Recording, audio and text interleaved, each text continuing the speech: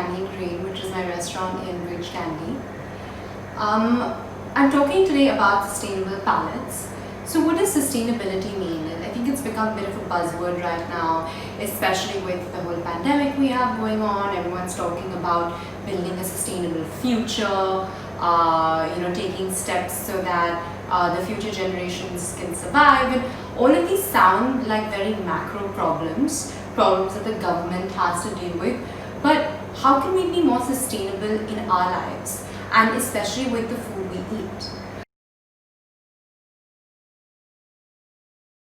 I think that personally, when I talk to people or at my own restaurant, I like to look at things that on a personal level I can do.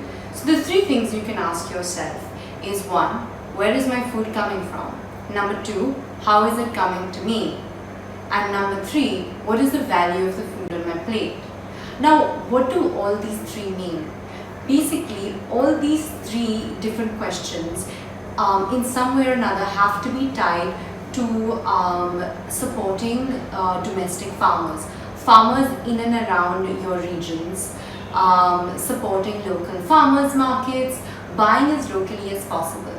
With this whole health trend, it's very easy to sort of go off the rails and have imported berries and acai this and matcha that.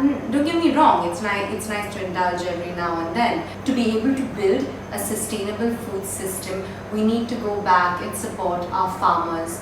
We need to make sure that there are infrastructures in place for them to be able to sort of get produce straight from the farms. So I think these three small questions can definitely help you make sustainable food choices on a very micro level and contribute in your own little way towards your sustainable impact.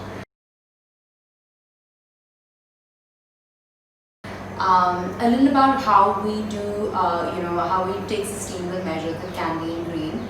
We have a 750 square feet rooftop farm where we grow a lot of our own leafy greens and small produce. So what we focus on is we do vertical farming, and we like to grow a lot of leafy greens that have a high yield and a short growth span, so we can grow as much of it as possible in a small space at a higher volume. So a lot of things like basil, mint, peppermint, dill, thyme, oregano, microgreens, depending, Ceylon spinach, depending on the season. We like to grow things that are conducive to the Mumbai weather, and then we use that in our own restaurant.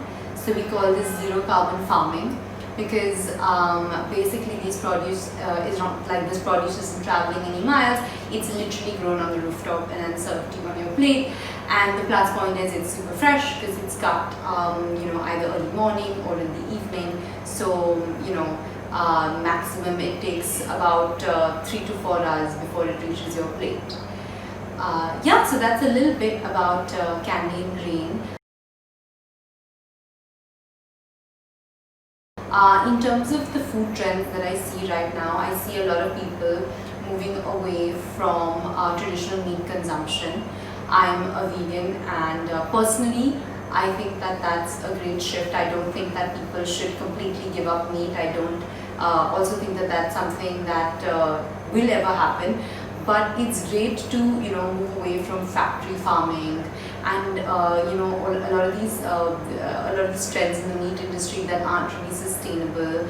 So if you are having any sort of meats or animal products, I think it's very important to make sure that you check your source and make sure that it's coming from a small scale sustainable vendor.